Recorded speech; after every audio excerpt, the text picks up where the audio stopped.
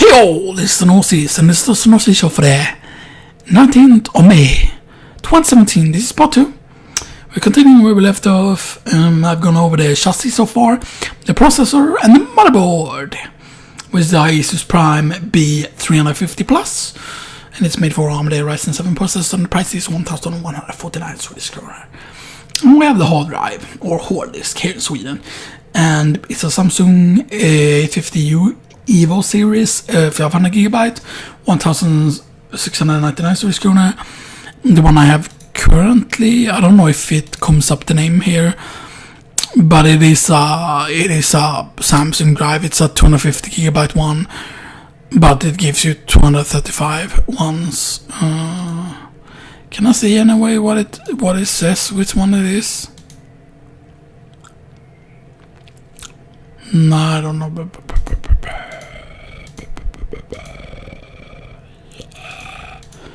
Yeah, but the twofer.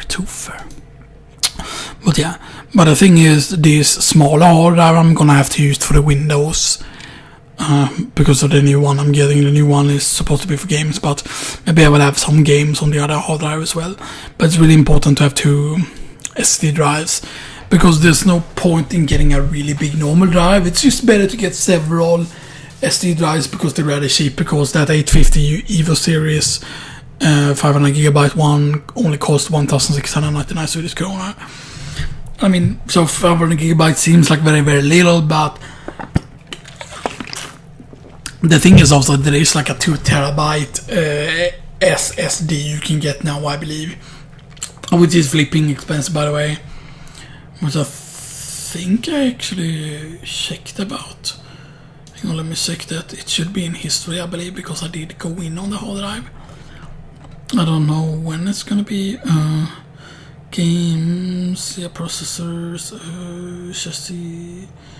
It might have been on an earlier date I checked for the hard drive. Yeah, there's the 1TB one. The 1TB one is 3,490 instead. Which, by the way, that's over twice the cost, right? Yeah. Hang on, let me check here. 1,699 times 2 is 3,398. So it's over twice the cost to get a 1TB one. So yeah. And then of course we have even more expensive Samsung here, which is a 1TB one, which is the Samsung Pro series, which, by the way, they don't have in stock. But the other one they do have, the 1TB one. So you can get the 1TB drive. I use the Samsung 850 Evo is good enough. I do have one. The other one that I have is a Pro one. So yeah, it's pretty insane. Pretty insane, because they don't take up a lot of space. They're very small, and stuff like that. And just if you have your Windows on that, like I do have an SSD drive in this one that the Windows is on, but that's a really, really crappy SSD one, an old ass one. But it's not even an Evo one, and I couldn't move over Windows, I don't think. I don't know if there's any way, because I have Windows 10 on this, but this was like with pre-installed. I don't actually have a Windows 10 disk somewhere. I don't think I got with this PC. I think I used to have it installed, but maybe there's a way to move it to a disk or a CD or DVD or whatever. Maybe you can do that. Maybe you can burn it or something like that. I don't know, and then maybe you can use it on another PC. Because supposedly you're supposed to be able to get Windows on several of your PCs. You should only have to get Windows 10 once, and then you can use it on all your PCs basically, or something like that. But yeah, so that's the hard drive, and I'm moving over the old SSD from this computer as well. And the power supply is a EVGA Supernova 750 G2, which is 750 watts, which is more than enough, and that's mostly because the hard drive or the graphics card require 500 watts, I believe. And that might sound, but then you only have 250 watts, but I don't think everything else takes up 250 watts. I don't think the processor, the memory, and the hard drive won't take, and the motherboard that it won't take up that much power, I don't think. You know, because there is people that are using like really, really low power supplies with really powerful cards, you know. Like a 500 watt one is enough for most things, you know. But I'm guessing like if you want to have a shit ton of hard drives, or if you want to run dual, you definitely need a bigger one. But the thing is, getting a 751 also makes it so that it could be nice for upgrading it in the future, like, you know. Except I don't know, like, how do you do it so that you upgrade like a current PC, like if you already have like, for example, let's say I would upgrade this PC in the future and I would get a better Ryzen processor.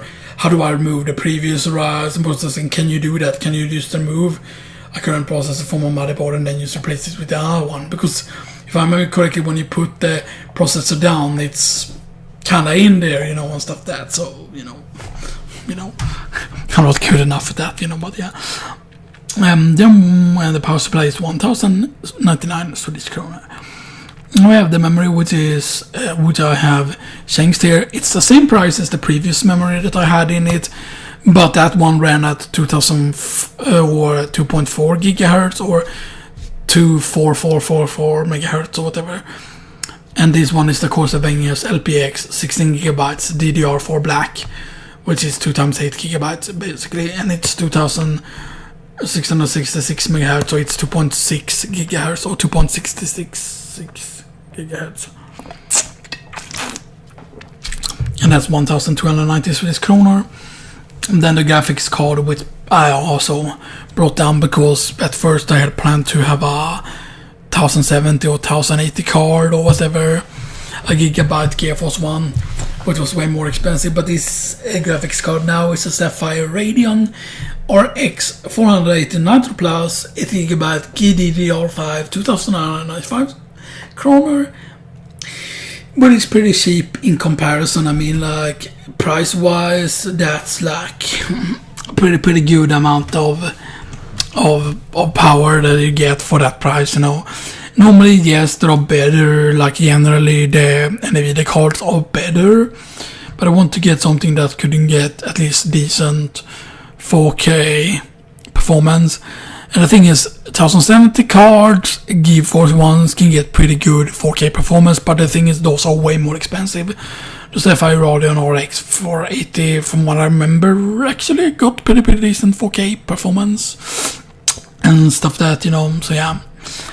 Because I'm not playing full 4K, you know, I'm still using 2560 times 1440, I believe it is, which is a 4K resolution, but it's on the lower end of 4K, you know, even though it is a 4K resolution, you know. And then Windows 10 Home, oh, by the way, the graphic card was 2,995 Swedish krona. And then finally, Windows 10 Home 64-bit OEM, the price is 1,090 Swedish krona. And the total price is then 14,302 Swedish kronor.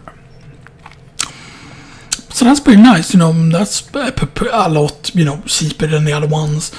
And the thing I brought down the most was just mostly the processor and the graphic card. That's really where it saves a lot.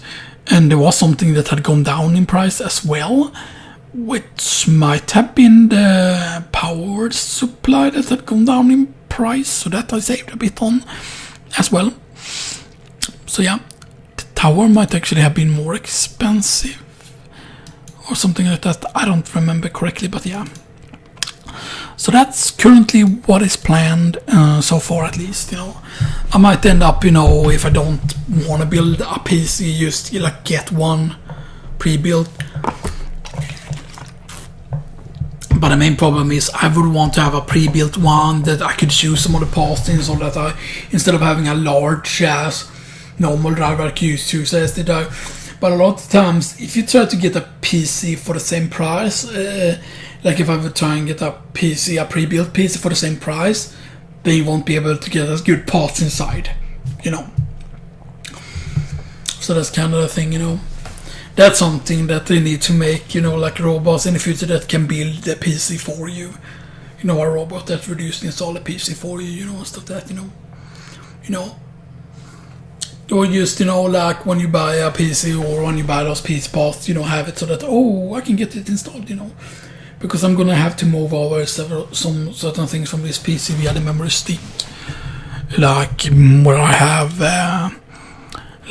certain screenshots here and certain backgrounds that I use for YouTube and stuff that, like things like that I need to move over, stuff that, and the chocolate ass also, yay. And what? no, but yeah.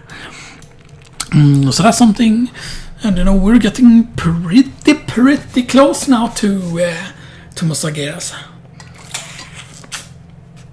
There's only 3 weeks left now of Order Hall, or not Order Hall, but the Legion campaign. And I believe the last part is the thing that gets you the mount, right? The last part. Or is it after you do the Legion 4 campaign? Is it then that you do the get the mount quest? Is the question. And it seems to me that the legendary rings, at least from the look of it, is that